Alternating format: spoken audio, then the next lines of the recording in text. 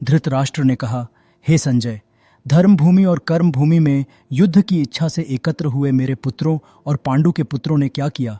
संजय ने कहा, हे राजन, इस समय राजा दुर्योधन पांडु पुत्रों की सेना की व्यूह रचना को देखकर आचार्य द्रोणाचार्य के पास जाकर कह रहे हैं, हे आचार्य, पांडु पुत्रों की इस विशाल सेना को देखिए, जिसे आपके बुद्धिमान शिष्य द्रुपद पुत्र धृष्टद्युम्न ने इतने कौशल से व्यूह के आकार में सजाया है।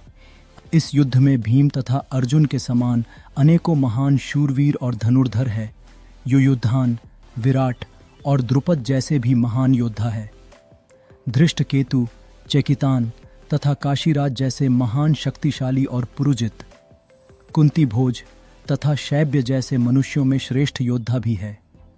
युद्धामन्यु जैसे महान पराक्रमी तथा उत्तमौजा जैसे अत्यंत शक्तिशाली, सुभद्रा का पुत्र अभिमन्यु और द्रौपदी के पुत्रों सहित ये सभी महान योद्धा हैं। धहे ब्राह्मण श्रेष्ठ, हमारी तरफ के भी उन विशेष शक्तिशाली योद्धाओं को भी जान लीजिए और आपकी जानकारी के लिए मेरी सेना के उन योद्धाओं के बारे में बतलाता हूँ। मेरी सेना में स्वयं आप द्रोणाचार्य, पितामह भीष्म, कर्ण, कृपाचार्य, अश्वत्थामा, विकर्ण और सोमदत्त का पुत्र भूरिश्रवा जैसे योद्धा है, जो सदैव युद्ध में विजयी रहे हैं। ऐसे अन्य अनेक शूरवीर भी हैं जो मेरे लिए अपने जीवन का बलिदान देने के लिए अनेक प्रकार के अस्त्र शस्त्रों से सुसज्जित है और यह सभी युद्ध विधा में निपुण है। इस प्रकार भीष्म पितामह द्वारा अच्छी प्रकार से संरक्षित हमारी सेना की शक्ति असीमित है, किंतु भीम द्वारा अच्छी प्रकार से संरक्षित होकर भी पांडवों की सेना की शक्ति सीमित है। अतः सभी मोर्चों पर अपनी अपनी जगह स्थित रहकर आप सभी निश्चित रूप से भीष्म पितामह की सभी ओर से सहायता करें। तब कुरुवंश के वयोवृद्ध परम प्रतापी पितामह भीष्म ने दुर्योधन के हृदय में हर्ष उत्पन्न करते हुए सिंह गर्जना के समान उच्च स्वर से शंख बजाया। तत्पश्चात अनेक शंख, नगाड़े, ढोल, मृदंग और सींग आदि बाजे अचानक एक साथ बज उठे। उनका वह शब्द बड़ा भयंकर था। तत्पश्चात दूसरी ओर से सफेद घोड़ों से युक्त उत्तम रथ पर आसीन योगेश्वर श्री कृष्ण और अर्जुन ने भी अतौमिक शंख बजाए। हृदय के सर्वस्व जाता श्री कृष्ण ने पांचजन्य नामक, अर्जुन ने देवदत्त नामक और भयानक कर्म वाले भीमसेन ने पौंड्र नामक महाशंख बजाया। हे राजन, कुंती पुत्र राजा युधिष्ठिर ने अनंत विजय नामक और नकुल तथा सहदेव ने सुघोष और मणिपुष्पक नामक शंख बजाए।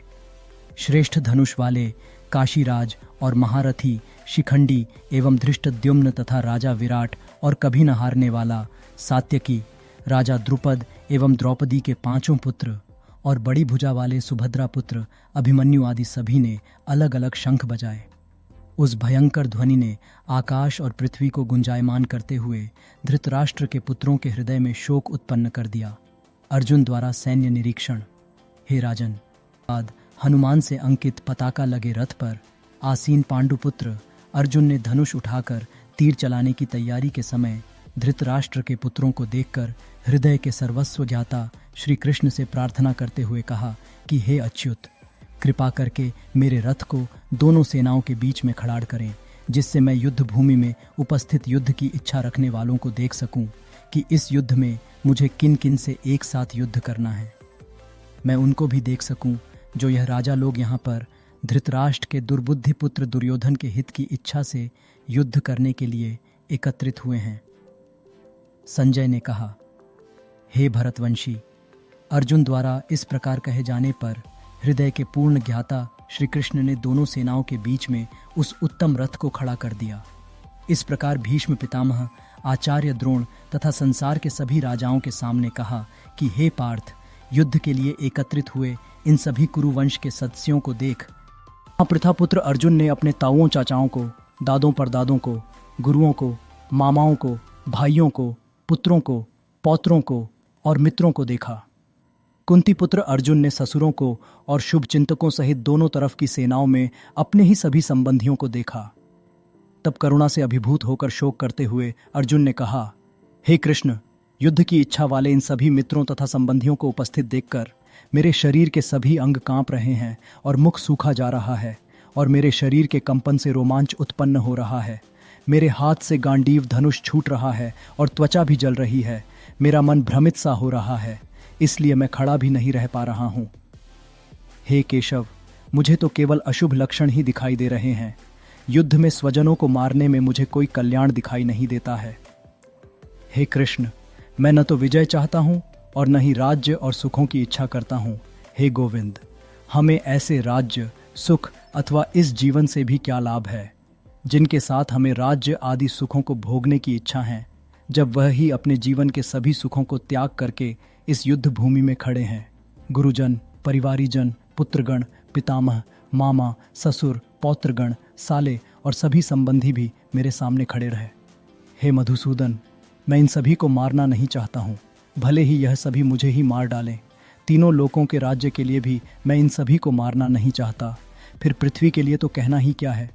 हे जनार्दन, धृतराष्ट्र के पुत्रों को मारकर हमें कौन सी प्रसन्नता मिलेगी, बल्कि इन आतताइयों को मारकर तो हमें पाप ही लगेगा।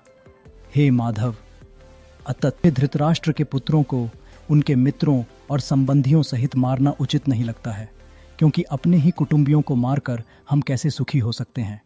यद्यपि लोभ के कारण इन भ्रमित चित्त वालों को कुल के नाश से उत्पन्न होने वाले दोष दिखाई नहीं देते हैं, अन्मित्रों से विरोध करने में कोई पाप दिखाई नहीं देता है। हे जनार्दन, हम लोग तो कुल के नाश से उत्पन्न दोष को समझने वाले हैं, क्यों न हमें इस पाप से बचने के लिए विचार करना चाहिए। कुल के नाश से सनातन कुल धर्म नष्ट हो जाते हैं तो आठ है था धर्म का नाश हो जाने पर संपूर्ण कुल में अधर्म फैल जाता है। हे कृष्ण, अधर्म अधिक बढ़ जाने से कुल की स्त्रियां दूषित हो जाती हैं। स्त्रियों के दूषित हो जाने पर अवांछित संतानें उत्पन्न होती है। अवांछित संतानों की वृद्धि से निश्चय ही कुल में नारकीय जीवन उत्पन्न होता है। ऐसे पतित कुलों के पितृ गिर जाते हैं, क्योंकि पिंड और जल के दान की क्रियाएं समाप्त हो जाती है। इन अवांछित संतानों के दुष्कर्मों से सनातन कुल धर्म और जाति धर्म नष्ट हो जाते हैं। हे जनार्दन, जिनका कुल धर्म नष्ट हो गया है, ऐसे मनुष्यों का अनिश्चित काल तक नरक में रहना पड़ता है, ऐसा हम सुनते आए हैं। ओह, कितने आश्चर्य की बात है कि हम लोग बुद्धिमान होकर भी महान पाप करने को तैयार हो गए हैं, जो राज्य और सुख के लोभ से अपने प्रियजनों को मारने के लिए आतुर हो गए हैं। यदि मुझ शस्त्र रहित विरोध न करने वाले को धृतराष्ट्र के पुत्र हाथ में शस्त्र लेकर युद्ध में मार डालें, तो भी इस प्रकार मरना मेरे लिए अधिक श्रेयस्कर होगा। संजय ने कहा। इस प्रकार शोक से संतप्त हुआ मन वाला अर्जुन युद्ध भूमि में यह कहकर बाणों सहित धनुष को त्याग कर रथ के पिछले भाग में बैठ गया। पहला अध्याय संपूर्ण हुआ। प्रेम से बोलो जय श्री कृष्णा।